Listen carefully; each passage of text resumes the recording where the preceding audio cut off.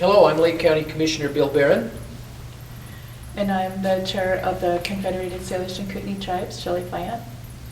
And we're here for another weekly little video on some of the things that are going on and some information we want to get out. We've had some pretty good responses to them so far, and it's something we'll probably try to keep up on as we go along. And one of the things we wanted to talk about today were the number of scams that are going around, and some of them are unbelievable. They're really unreal. And one of them, I printed off a few here just to go over, but a big one that's going around the nation right now that I hadn't heard of was blood and saliva.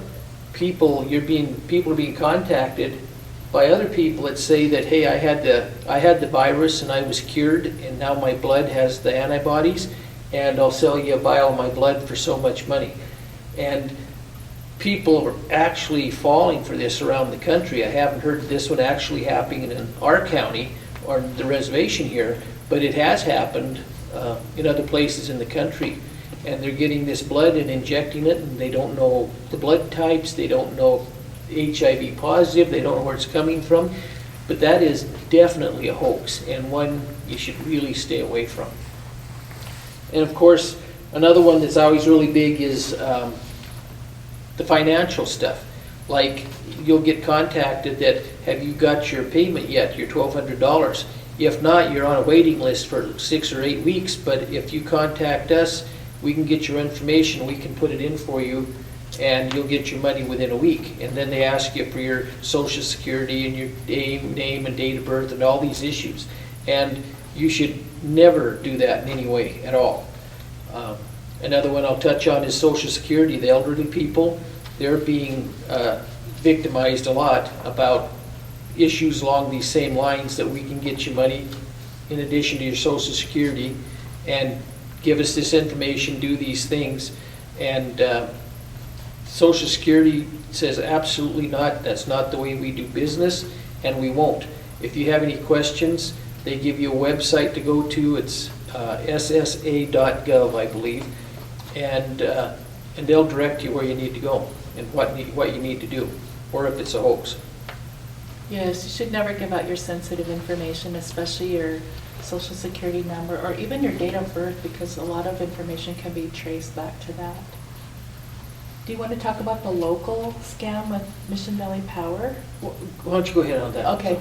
So we had heard from Mission Valley Power that people were being contacted about their Mission Valley Power utility bill, and their power was going to be shut off immediately if they didn't send money to so-and-so. And so that's a local scam that people should not fall into that trap. If you have questions about MVP, you can call their office. They have a 24/7 number there. There's we were at our briefing yesterday, we were given some information on how people at risk, how that relates to our county and reservation area. It was really interesting, and I think Shelly has some information on that we thought would be really interesting for the public to hear. Sure. And as you know, we formed a unified command team, and both the county and the tribe delegated our authority to this unified command team to approach things from a public health perspective. And so the information that they gave us Wednesday was our vulnerable or at-risk populations. So according to the most recent Lake County census information, so keep in mind this doesn't include the parts of the reservation that are within Missoula, Sanders, or Flathead County. These are strictly Lake County numbers, but most of the reservation is within Lake County. So there are approximately 500 people in nursing homes or assisted living centers. So that's a very vulnerable population. 8,000 school-aged children, 1,000 kiddos in daycares, and then the at-risk population for medical is approximately 35% of our population, or 4,650 people. And then the at-risk age population, which is 65 and over, is 6,820.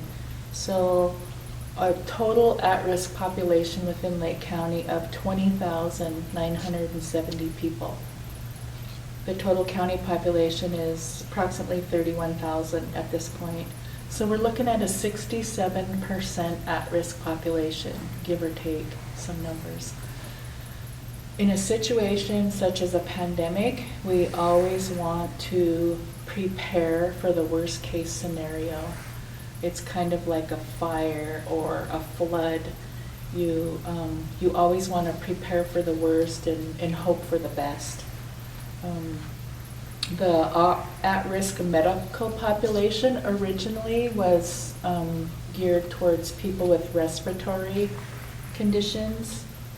Now they're saying all persons who have diabetes, cancer, lung disease, heart disease, any kind of compromised immune systems, transplants, chronic medical conditions, obesity, liver disease, and kidney disease or dialysis.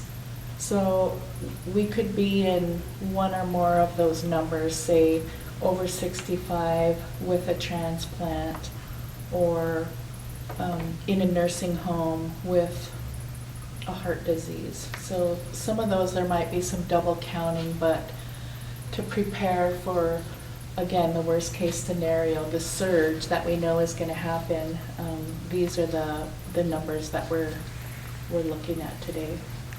I was really surprised because when we first started talking about it, I thought, boy, it's going to be pretty high for our area, I bet, because we're a retirement community and we have a lot of different issues. And I was thinking 31%. And then when the team put this information all together and brought it to us, and holy cow, 67%. It's, I think where that's really bears attention. I mean, we're not trying to scare people, but we're trying to just educate people. And I think where this percentage could really become an issue is if we do search and it comes back. It says that we can be, a lot of times it's like 10 times what you went through the first time. And when you look at a population with a 67% risk rate, that surge could be way worse than whatever happened the first time. So talking about the surge, what our command team is telling us, it's not if it happens, it's when it happens. So we're kind of expecting, we're planning for this next 30 days because of the phased in reopening. And we're also looking at the fall when kids go back to school and there's the groups that are together. So currently Lake County is holding strong at 5 cases when we've had, thank you to all the people that are sheltering in place and taking those proper precautions. That's a huge part of it. As of April 28th, Flathead County to the north of us had 37 cases, and Missoula County to the south of us had 39 cases. And Sanders County remains at 0, so kudos to them. It's been,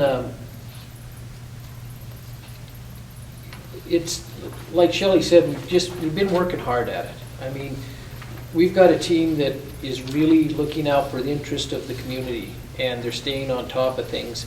One of the things that really helps on the spread is talking with our health department is if they find out there's a case or possible case, the health department immediately starts tracing and following that.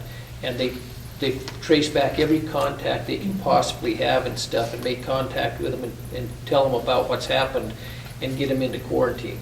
And by doing that, when you can do that fast and rapidly and effectively, it makes a big difference on getting them out of the public where they have the possibility to spread it farther. And so one thing that each of us could do as individuals is to help that process in case we end up with it, is to keep just a little log or a diary of all the people that we've come in contact with. This is my first time out since I don't know, a while. And so, you know, if I do go anywhere, I just write it in my little daily journal of, you know, because I keep track of all my calls and everything, but I keep track of, you know, where I go, who I was around. So today, Rob and Bill are on my list. And like myself personally, for this process so far, I've been at work every day. Haven't missed a day of work. But that's pretty much it. It's to work and home. I have made a couple trips to drive up to get food brought out to the curb. But other than that, I've tried really hard at maintaining the public distancing and following the rules. And it's especially important during this time when we have, you know, beautiful weather outside. We just want to go be outside or, you know, be with people. And we still need to remain cautious and remember that social distancing, how, you know, how important that is. That's why we're still holding strong at 5 cases. And I think one reason we really need to pay a little more attention right now is even with the governor's directive letting things open up and waiting for the bars and cafes, really, from the time he said the other businesses could open, it's about a 14-day spread or so until the bars and restaurants can open. That's about when you might see some more cases showing up or starting that in that 14-day period. So it's very important to stick with the social distancing and following the guidelines set down. We just can't stress that enough. And especially because we're such a high tourism area, you know, we can't control everything.